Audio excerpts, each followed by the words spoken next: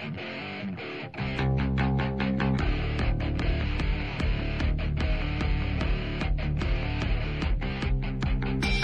lies and buying time, killing people next in line. Lower classes, social slime, they don't matter. Genocide, sick from water, sick from air. Making money, they don't care. Caesar shit, force of air. Fuck them back, it's only for they bomb. They shoot, they kill, they massacre, rape. They burn the kids, no one makes countries. Lie to your face, fight and die. Cause God forgive.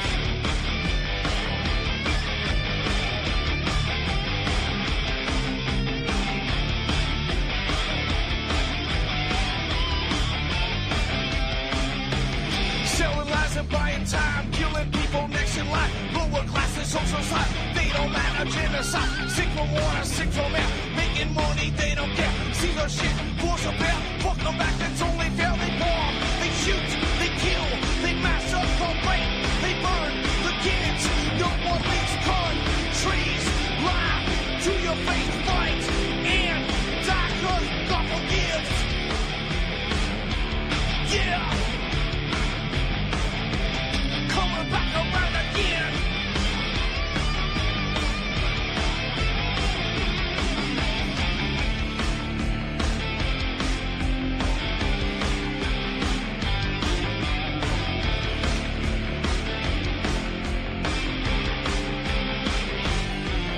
Yeah.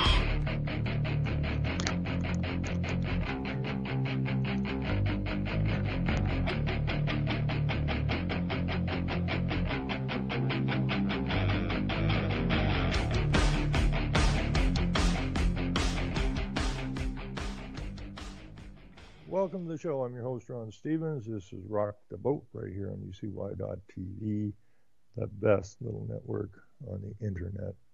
Anyways, I'm your host for the next hour, and we'll see what we're going to talk about tonight. First thing I want to talk about, I would like to find an inspirational story. Everything's so much doom and gloom and all the rest of it. But this is what, people ask me how I'm doing, and I said, I'm doing great. I woke up this morning and my feet hit the floor. So I'm doing good. And, North America is really just the West in general, maybe the world. We'll turn into excuse makers. We got an excuse for everything. Why we can't do something, why we can't stand up for this, why we can't stand up for that. Oh, you can't fight City Hall. The government will do whatever it wants to do, and so on and so forth. And I find that really sickening. I always found that sickening. And I don't know why people are like that. Never really figured it out, but this story's pretty good because it's a story that really doesn't even matter. There's a guy fighting a red light ticket in Winnipeg. Now, does it really matter? Probably not. Most people, I'll pay the ticket. But this guy, and there's others doing it now. In this particular instance, these red light tickets they're putting up. At this particular couple of intersections, I guess, they've got the yellow so short. If you're coming down the road, down the highway, and, you're getting close to the light and it turns yellow, you just keep going because you ain't going to get stopped in time. So you just roll through it, which is the pertinent thing to do. It's the intelligent thing to do. Because if you jump the binders and you already know you're not going to get stopped before the intersection, and people behind you, the car behind you is figuring, okay, the yellow just hit, we're right there at the light, let's go. Could cause a lot of trouble, could kill somebody. But this is what they're doing because, the whole idea of the traffic laws is not for your safety, but to generate money for the corporation. So, I don't even know if this guy, he is fighting a ticket. But the headline says, fighting a red light ticket is like fighting cancer, Winnipeg senior says day after day in court.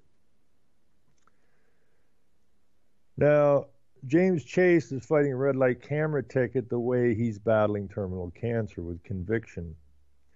The 71-year-old appeared in Winnipeg Traffic Court Wednesday morning to give his testimony 5 months ahead of his scheduled trial date. The 28th of June is supposed to be my deadline when doctors gave me to live, told reporters. Now, the Crown Attorney, Andrew Slowe, said he was prepared to stay the charges given the accused health, but Chase wanted the case to proceed in hopes of persuading the city of Winnipeg to lengthen amber light times in some speed zones. I believe in fighting for other people no matter how difficult the situation is, says Chase. I'm doing this to prevent this from happening to others. Now, there's a man with conviction, right? And we should all have the same attitude. When we see a wrong, too often we just lay down. Oh, well, it's only $100, whatever, I'll just pay it and drive on. Every time you see a wrong, you need to stand up. Because if you don't stand up, who's going to stand up? We have to turn our nation into a nation of men and women who go out of their way to correct the wrongs against their fellow men and women. Otherwise, they just got a free run on you, and they're going to keep grinding you down and keep picking your pockets for the more and more ridiculous things all the time. But here's a guy that's 71 years old, is supposed to be dead in June, and the Crown's going to stay the charges. But Chase says, you move the trial date up, because I got something to say. And this is an indication of a strong man. This is a man who, although the doctors say he'll be dead in June, and this is what I've been saying for a long time, if you're breathing, you ain't got no damned excuse. And that's what I see too often. I've heard so many people I've talked to over the years, in the mid-50s, early 60s, 70s, going, well, by the time they get all this in place, we'll be dead and gone anyway, so what's it matter? What kind of a pathetic statement is that? And it is rather pathetic. It's completely pathetic. It makes my blood boil, and it makes me want to throw up. Is this what's become of us? So anyways, back to the story. In October of 2015, the then 69-year-old was on his way home from a doctor's appointment when the lights on Bishop Grandin Boulevard approaching River Road, an 80K zone, turned amber. The Winnipeg senior didn't think he had enough time to stop, so he kept going, thinking he would make it through the intersection before the light turned red. He didn't. I was surprised.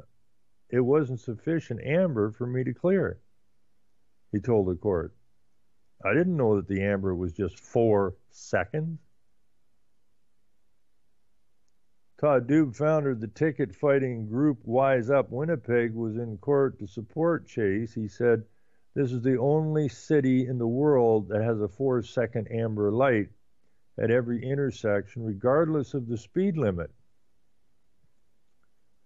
The fact is, you need enough time to stop, said Dubé, who is assisting with the court battle. Dubé says he plans to bring in 2 expert witnesses to testify about amber light times at the trial, which is scheduled to begin September the 6th. Dubé believes amber lights should be between 5 and 6 seconds in 80K zones and not 4 seconds as they currently are. Naturally, the higher the speed, the longer the amber time needs to be. Makes sense.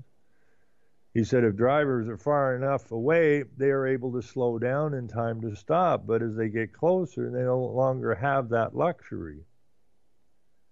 What happens is you're in what's called a dilemma zone when you have too short of an amber. It produces a zone, kind of a no man's land, where you really don't have a viable option. You can't reasonably stop. Your senses tell you you're going at this speed. There's the intersection. You just proceed through it. Profitable but dangerous, it goes on to say. At most Winnipeg intersections where the speed limit is 80 km, there are signs with flashing lights warning drivers when the light is about to turn amber. But Dubé said those signs are absent from two particular intersections that happen to have red light cameras. Bishop Graydon and River Road, where Chase got his ticket. And not only do these cameras at 80 K zones issue 800% more tickets on average through red light runners, they're dangerous. They're profitable, but they're dangerous. He said he first became aware of the issue 8 years ago when he received a red light camera ticket in an 80 K zone. His vehicle was tagged entering the intersection at 4.1 seconds after the amber light signaled. 0.1 seconds after the light turned red. Dubé said Chase crossed into the intersection 0.29 seconds after the light changed from amber to red. I want the courts to do the right thing and rule on this, saying that is not enough time. We've got to stop this 4-second amber. He compared his court battle to the clinical trials he signed up in his cancer fight. I believe that fighting this ticket is the right thing to do, just like fighting cancer, because if I go on clinical trials and if I do pass, they might learn something from my disease to help somebody else. And that's exactly the way I live. And that's the way everybody should live. We letting these guys get away with way, way, way too much. You know, the little town I'm in, they put up some new houses, and I wanted to look at them, and I was told that the price they told me I thought was rather ridiculous on these things to start with, but they said, well, you know, it's because of the price of the lots. Well, why are the price of lots so high? Because they drew an imaginary fence around every town and city and village in this country.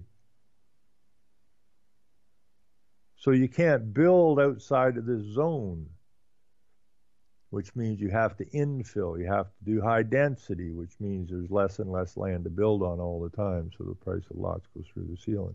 That's another one of your UN nonsensical deals to keep us, you and I, out of nature. And but what really killed me about these new houses was that if I have a motorhome or a trailer, I can't park it in my yard. Even though I've got a double driveway here in my new home, I can't park my trailer or motorhome or anything else in my own driveway.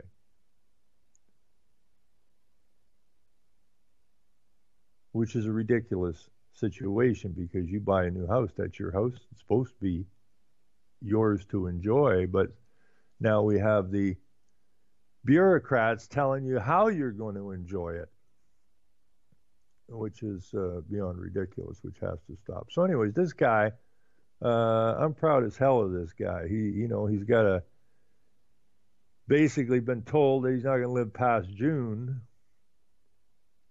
and but he's determined he's going to do the right thing to the end. And that's the attitude we got to get. You know, this attitude, I remember years, it's still going on, but it's not as prevalent as it was, I don't think. All of the so-called truther movement there years ago was, warning of this and warning of that, and you better get your go bags, and you better get your They call them preppers or whatever. Get ready for this. Get your guns, get a little cabin up in the hills somewhere, be ready to run. Well, if you're running, you ain't no good to nobody. And you can't outrun the dog that's chasing you. That's a given. So I got no respect for anybody that's going to run. None whatsoever. Because you want to outrun the dog.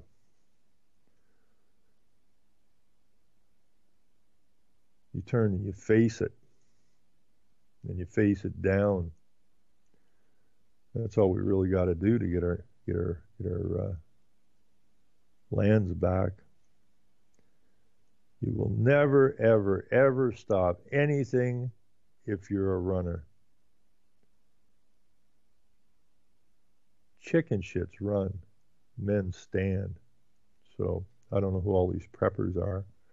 They tell me they got their AK-47s and that, and they're going to run away and hide as their countries, nations go down the tubes. Oh, that's pretty pathetic.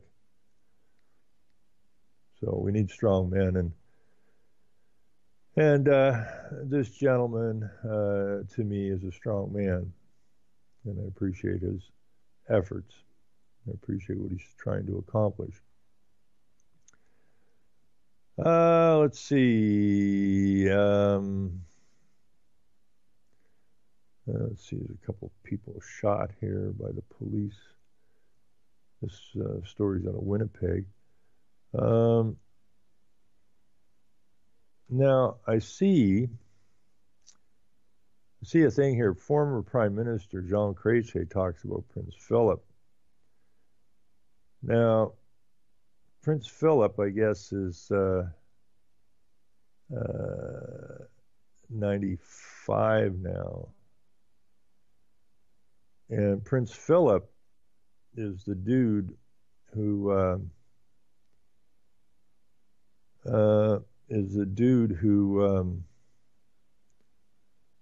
said that he wants to, after he dies, he wants to come back as a deadly virus and cull the herd, the human herd.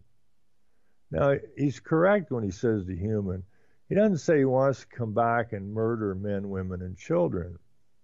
That would be wrong. He wants to come back as a deadly virus, and as a deadly virus and infect the herd and then amounting to culling the herd. But you got to understand, humans are animals by definition. And there's too many humans running around the planet, and the humans damage the planet, and the humans use up land that should be for the other animals. There's just too damn many humans. And he said that before. I think Charlie might have said that too as a kid. Just like they cull the herd if there gets to be too many foxes or too many deer or whatever they cull the herd. They're playing God is what they're doing. But they're not God. They don't have dominion over man. And they know that. That's why they created humans. That's why they call you humans. Because God gave man dominion over the animals. So these guys play God or play man and reduce the rest of us to animals. That's why you never see a leader ever, anytime, once they bombed a village of innocents or whatever, you have never seen them show remorse. Just animals. Otherwise, they're murderers, right? Which they are. But by making themselves man/God and you the animal, oops, no different than you hitting a raccoon on the highway.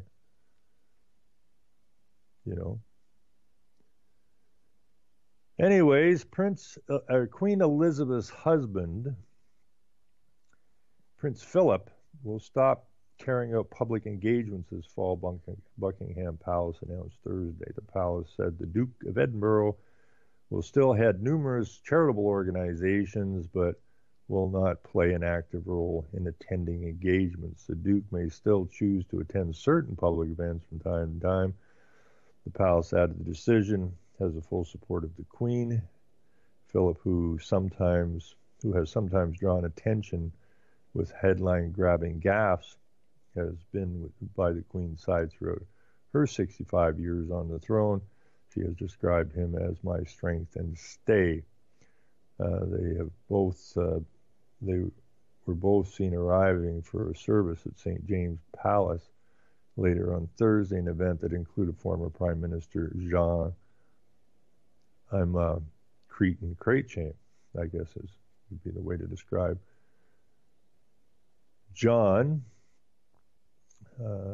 He knows what's going on. He's always known what's going on. Chrétien said he chatted with Philip for over an hour. He said he's very good spirits and a good mood. He just explained to me that he was less comfortable than he used to be in crowds, and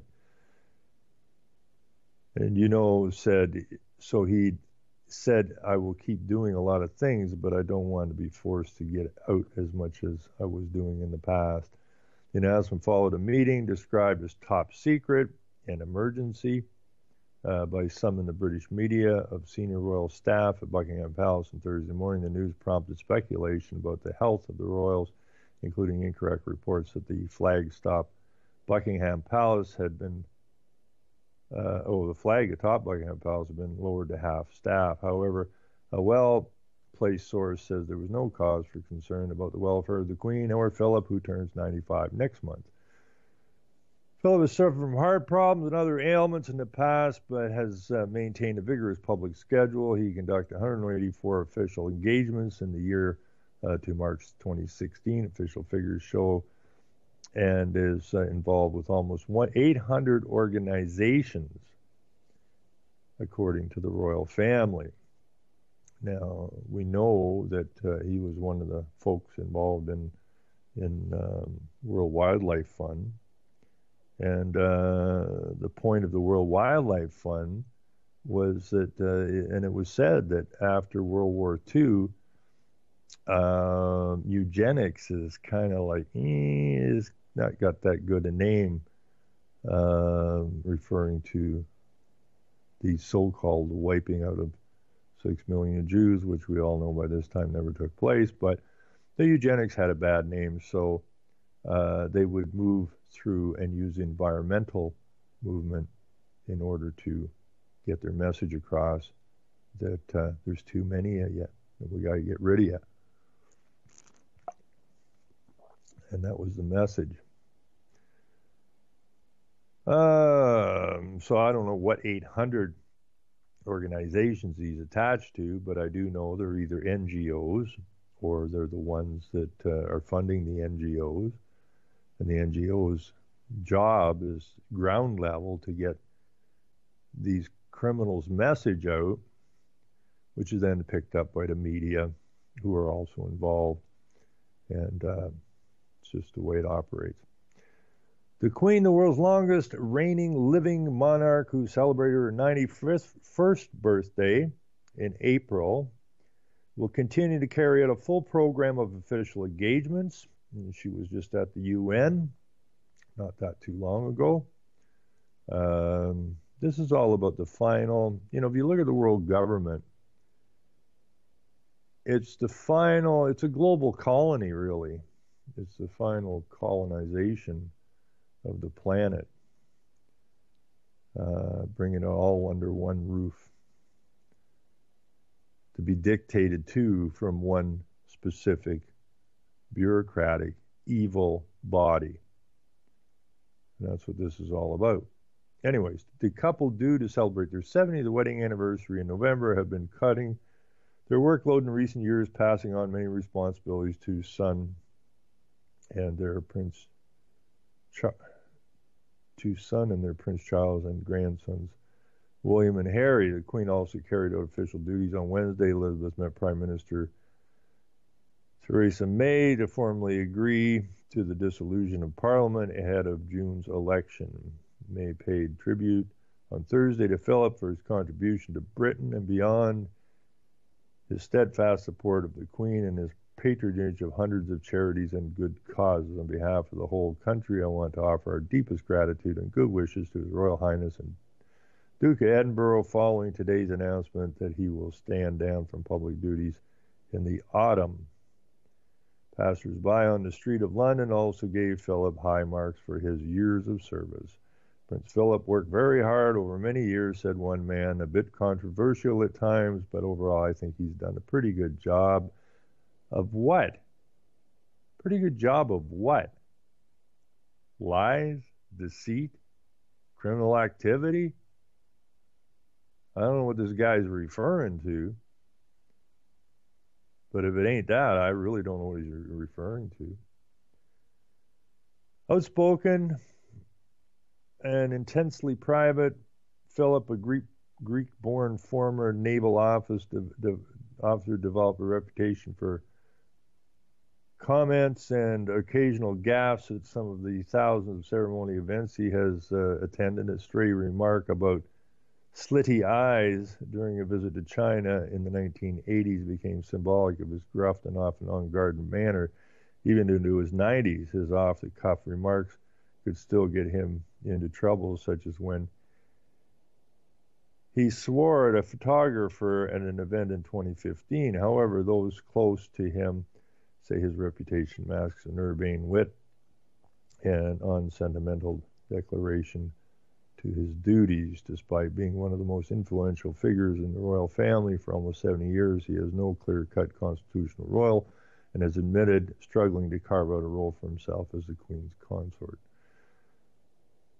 There was no precedent, and if I asked somebody, what do you expect me to do? They all looked blank. They had no idea. Nobody had much idea, he told the BBC. Well, I have some ideas, you son of a bitch. But so Prince Philip, you know, I don't know how long this guy's going to live, but I do know that Bill Gates is on the trail, yammering constantly now about the need to drop the population. So maybe once Philip dies, who wants to return as a virus to call the herd, maybe they'll take Philip's body, fluids, whatever, maybe put it in a blender or something, add a few bits of this and a few bits of that, and see if they can't come up with a new Prince Philip vaccine, which mysteriously culled the population. We'll see what happens with this guy. Anyways, I got busted on Facebook, and I'm not exactly sure why. I think it has something to do with that duck guy that listens to UCY.TV all the time. It has to have something to do with him, because it certainly couldn't have anything to do with me. Now, I posted a few things that I mentioned the other day, and okay, that would have been Tuesday night. So when did I get by? Oh, Tuesday night after the show, I got into a thing with a climate scientist, and I love these guys because they're pretty easy to deal with. They're not the brightest bulbs in the world. They went to school, they went to university, so their brains in a very, very narrow little band, right?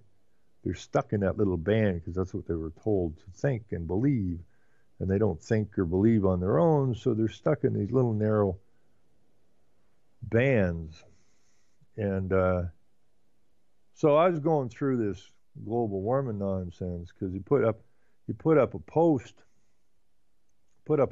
and the head of the post was if it comes up here,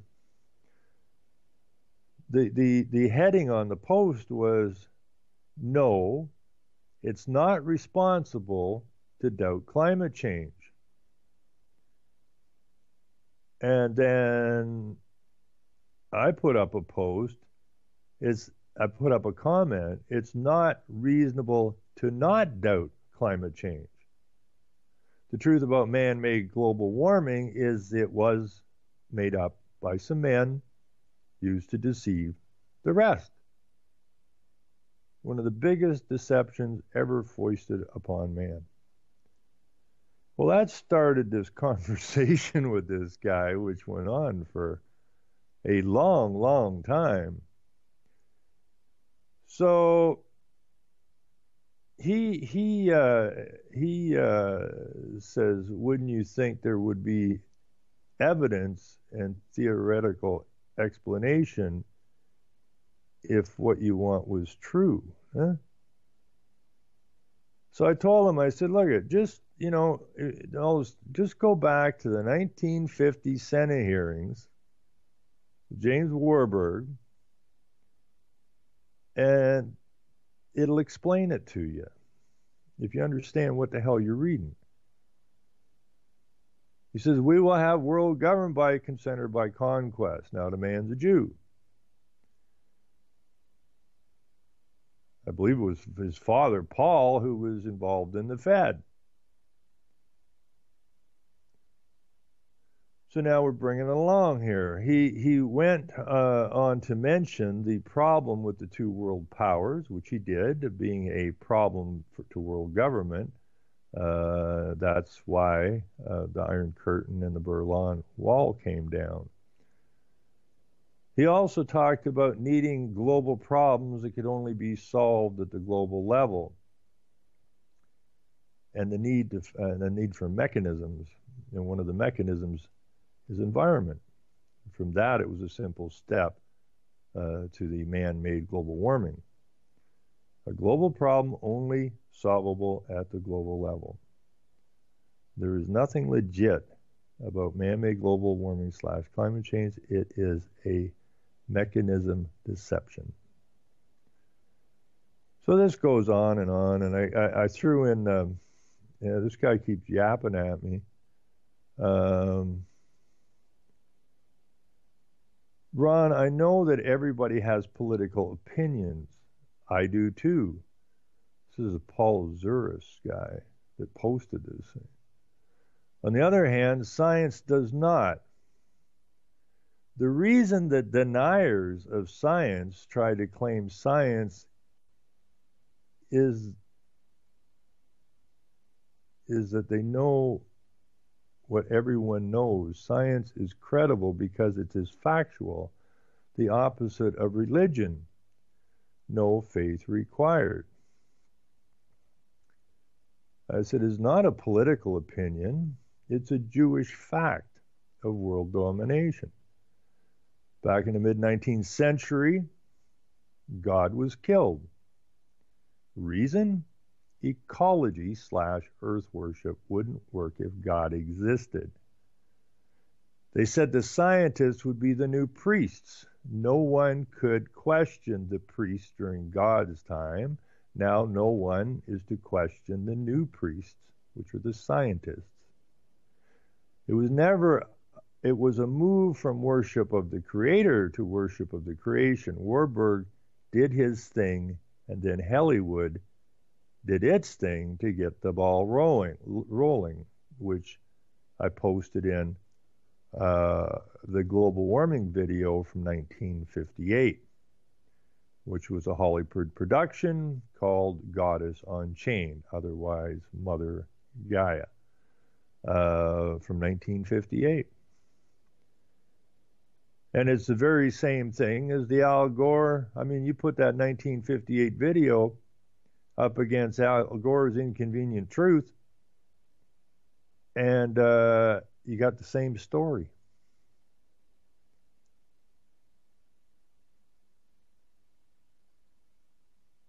So then I told him knowledge is power, especially when pulling off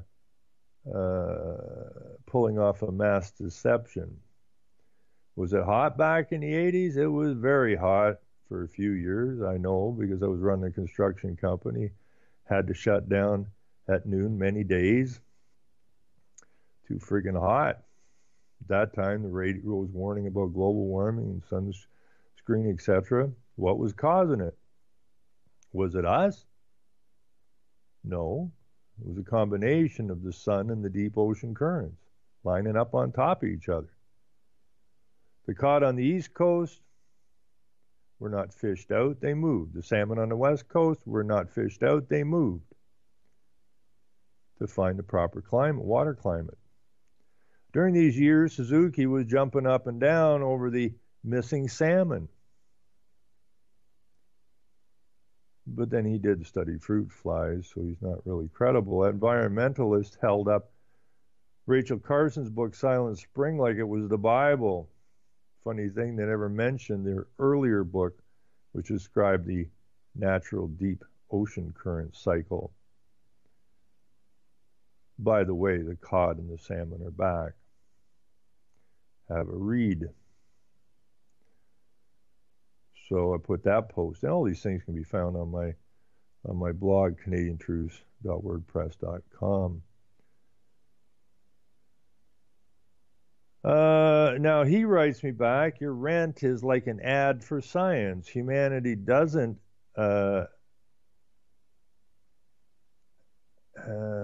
what's this say? Humanity doesn't have to be blind. We can see beyond our senses with science. All we need are open minds. Okay, now that's a pretty tricky little statement there. Humanity doesn't have to be blind. We can see beyond our senses with science. You can see beyond your senses. Interesting. So you can enter the fantasy world through science. The fantasy world, the fictional world isn't real. You just make this shit up. All we need is open minds. If you open your mind, we can fill it with whatever shit we want, i.e. global warming. In this case, anyway. And I wrote to him, I said, look, an open mind can be a dangerous thing, even for a scientist. My grade school teacher, and you've heard me say this a million times, said it best, never believe anything you read, see, or hear until you personally verify the information. Failure to do so opens your mind to accept all manner of propaganda and outright lies as truth. So he writes back and says, well, that was lousy advice on her part. Why? You and I don't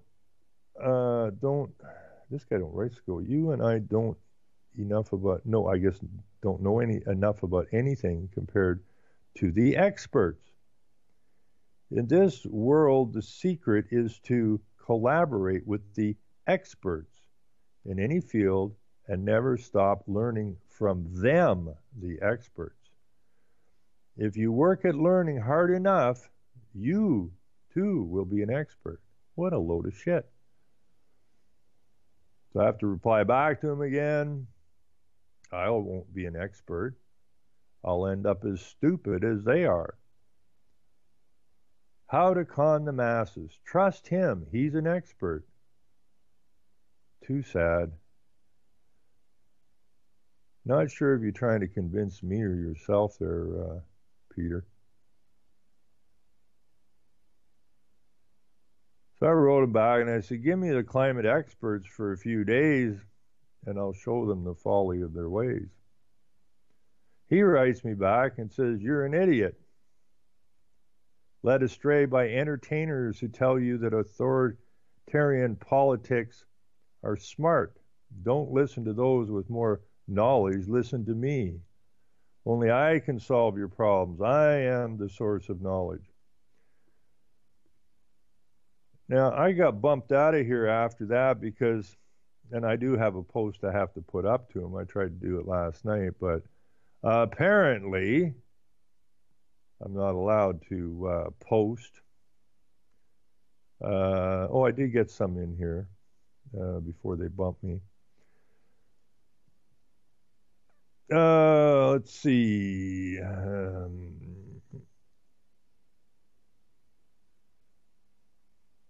He writes me and he says, science is credible because it is factual. Or I wrote him. Now that's funny Don't eat butter and eggs. They're bad, says science. 30 years later, oops-a-daisy, you can eat butter and eggs. After all, they're actually good for you. And after he called me, I said, now you're reduced to name calling, very scientific. You remind me of some of those totally committed, whom I had the pleasure of deprogramming. It's amazing when they realize they've been conned. Their eyes actually get very bright. And they do, because I've done it a couple of times to these people that are so, I mean, environmentalism is a cult. There's no ifs, ands, or buts about it.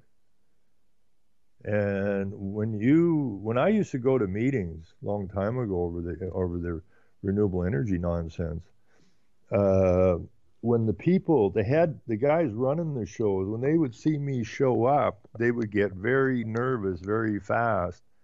And anybody they saw talking to me, they would try to get them away from me ASAP. And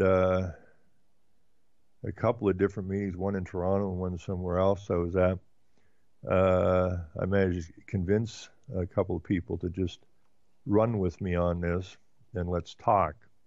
And they actually, told their friends that they know that I'm full of shit and that they just want to hear what kind of shit I'm going to spew at them. And in both those cases, after their friends or their cult members trying to get them away from me, when it finally clicked in that they were actually in a cult and that all of this stuff was total nonsense, I'm not kidding you. Their eyes got really freaking bright. It was freaky. But then they're cured. And now they know they're involved in a fraud. And their friends come back in both cases is, come on, leave that dumbass alone. Let's get out of here, right? Just get away from him. And in both cases, those gentlemen said, he's absolutely correct. This is nothing but a great big freaking fraud. Now, what do the cult members do at that point, like they do in all cults? Do they say, no, we'll talk it over later? No, they cut them loose instantly. Some of them just said, well, just fuck off then, right? Okay? So now this person who's actually understands now that he's been involved in a fraud, all his cult friends are gone. Just like that. Boom, you're out of here. Because they don't want him in the cult anymore, right? Because now he's one of me. Okay, now if one of these people that woke up when I was talking to them ends up at one of these meetings, they're going to get treated the same way I was treated. They don't want people, they get it, talking to the cult members. So anyways, this little thing I went on about here, and then people started jumping on this guy as we go down through here. I mean, I got a lot of people on my side by this point.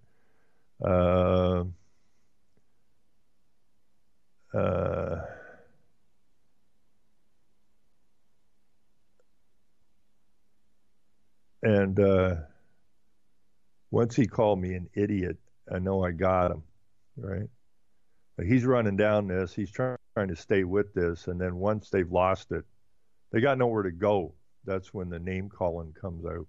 Always does. And these are supposed to be these university educated people.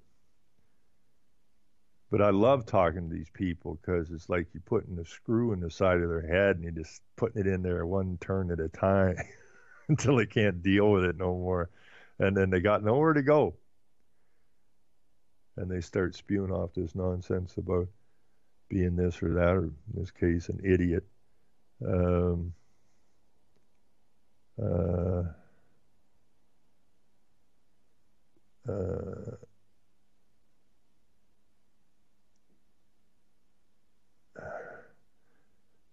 this guy told me all this stuff I was on Canadian Truce, but apparently they don't know it's my blog.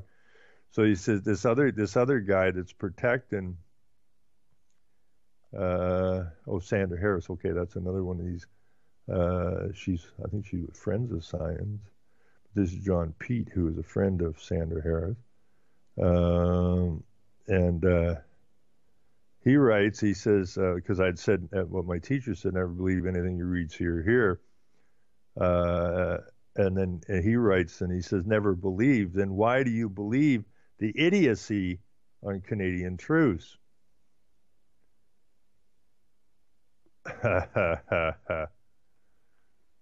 That's too funny.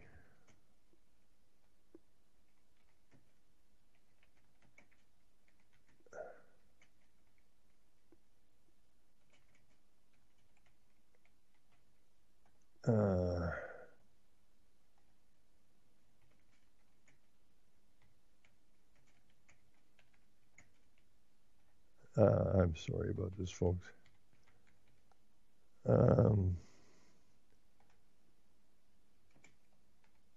Anyways, I was going to put a post in last night on this to finish this stuff up with these guys, because this went on for a long, long time, and when I went to put a post in there last night, I can't put a comment there. So I thought, oh, okay, I'll go put a comment. See, this is still going on. This freaking post went on night before last. So I just got a like on my thing. Why? Because everything it cut. Why? Because it's my blog and everything on it's been verified. That's why I believe it. And so I just got a like for that there. But anyways, when I went to post last night, I'd written something for this particular climate post, and it wouldn't let me post it. And I remember the night before, I went to put my sweetheart to sleep, and I didn't call her to herd. She went to bed before me. But when I came back, my cat has a habit of walking across my keyboard. So when I came back, all of a sudden, I got these things that I have to flashing all over my screen here that I have to log into Facebook. I mean, what the hell is that all about? So I was just trying to post this post on this climate thing, and so I'm clicking on these buttons trying to get rid of this nonsense of having to. I'm already in. I don't need to sign in, and it automatically signs in anyways. What the hell's going on? So last night, it wouldn't let me post anything the night before, and it's saying crap to me, so I went to bed. And then yesterday, it was telling me that I have to sign in again, and that apparently I have upset someone in the internet sphere, or whatever the hell you call it,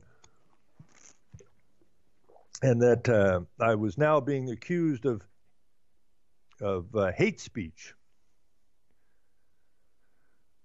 And I had to go and read their community rules and regulations.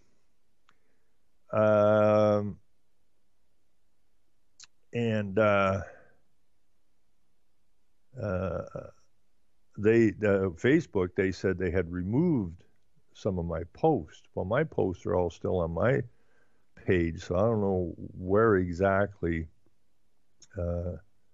they removed them from. I'd shared my posts regarding the Jews and Islam and the connection between the two of them and multiculturalism and all this stuff. And I remember I posted, I lost a lot. Holy crap. The upside is I'm still running about even. It's the most dislikes I've ever had on my Facebook in a day. It was like wholesale, get out of here, which is fine with me because you got to clean house every now and again. People join and you just got to clean it out once in a while. And so that was one of the purposes. But apparently you can't say anything about a Jew, apparently. because that seems to be what the problem was. And so Facebook wouldn't let me post anything, wouldn't let me comment, wouldn't let me comment on my own site. And I don't even know. Oh, yeah, I guess I'm posting. I wrote something there in the climate thing, so I guess the restrictions off with the caveat that if it happens again, they'll take my site down or my Facebook down. And that's rather arbitrary because they never did tell me what it was they removed or from where or why. But when I put this post out to several different places,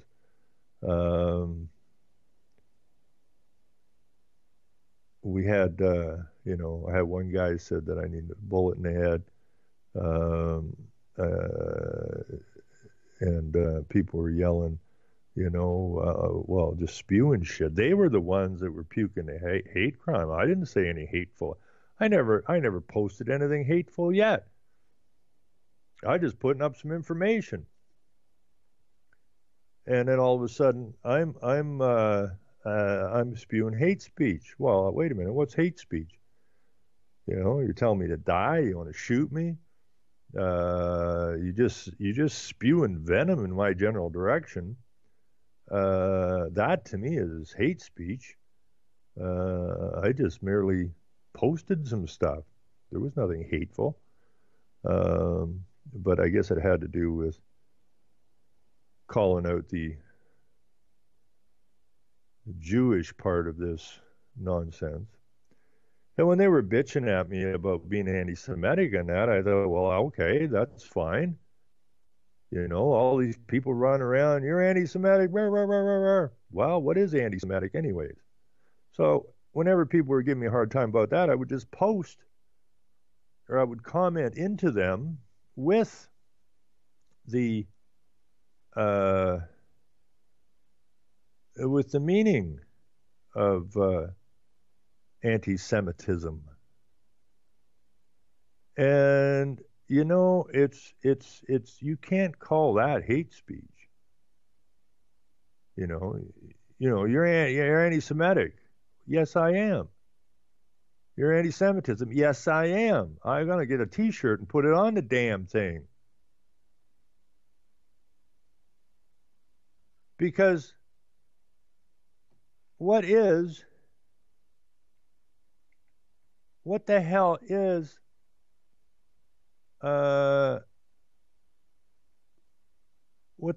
anti-Semitic anyways? It sounds nasty.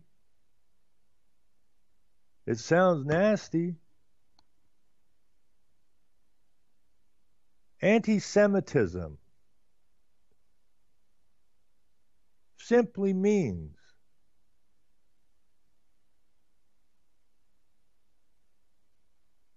where did that get to?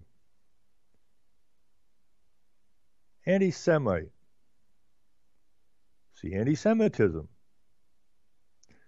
One who seeks by political or other means to lessen the commercial, political, or social influence of the Jews.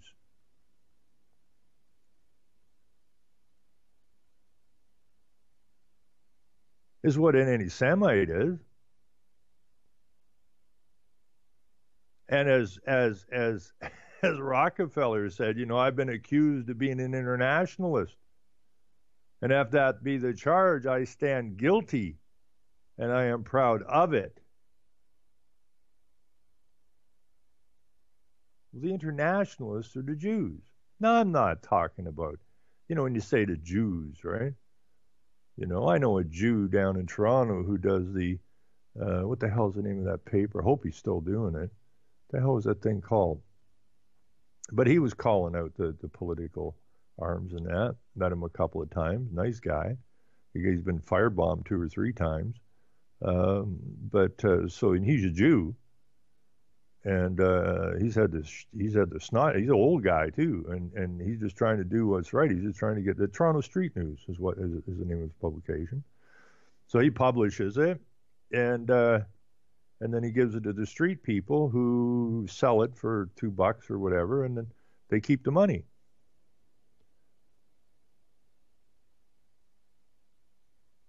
And this guy says as it needs to be said. But he's been firebombed a few times.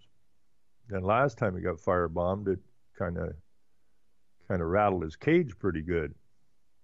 And that's what they do. And he's a Jew. So when I say Jews, I don't mean every Jew. I know lots of good people that would consider themselves to be Christians, and I know a lot of criminals that would just look at your government. Oh, yes, I'm a Christian, but I lie constantly and I deceive people at every chance I get. So, when I say Jews, I'm talking about, I guess I'll have to qualify this. And when you're talking about Jews anyways, what is a Jew? The hell's a Jew anyways? What kind of Jew you talking about? We got humanist Jews, and these are the sons of bitches that are the real problem. The humanist Jews, the humanist Christians, right? And so we have a huge percentage. Actually, when I look at the statistics, the majority of the Jews, according to the statistics I was looking at, are either humanist Jews or atheist Jews. They're not biblical Jews. But apparently, if you say anything, if you just say the word Jew in anything, they're going to come down on you like a ton of bricks. But that ain't going to stop me, of course. I'll just figure out a way to do this that I'll do it in a question instead of a statement or an opinion. As long as I do it in a question, nobody can bother you. And so I guess that's what I'll do from now on. But the fact of the matter is, anti-Semite, a Semite is a Jew, an Arab, an Assyrian, or Armenian, right? Refuse to the Semitic language group. Okay, so you say you're anti-Semite or anti-Semitic, it doesn't necessarily mean a Jew, although they have labeled it as such. Anti-Semite is simply one who seeks by political or other means to lessen the commercial, political, or social influence of the Jews. And that's exactly what Henry Ford was trying to do with his newspaper out of Dearborn, Michigan. He was trying to explain the hold that certain Jews have over what is supposed to be a Christian nation. Now, Semitism, right, is nothing more. Characteristics, attributes of Semitic languages, characteristic attributes of Semitic people as, quote, Jewish influence in a society. That's Semitism. Well, I don't like their influence in my society. So that puts me in the camp of anti-Semitism. And I have every right to be in that camp. And I'm going to stay in that camp. I just have to figure out a different way to do it. I worked too hard to build up my Facebook Rock the Boat Radio to have them sons of bitches haul it off on me. Anyways, everybody have a good night. Remember, anti-Semitism is a good thing. Take care, everybody. Have a great night. And we're back to Saturday Radio. We're going to talk about Islam. They don't matter, genocide. Sick from water, sick from air. Making money, they don't care. Caesar shit, force of air. Fuck them back, it's only for they war. They shoot, they kill, they massacre, rape, they burn the kids. No one makes countries lie to your face, fight and die. 'Cause God forgives.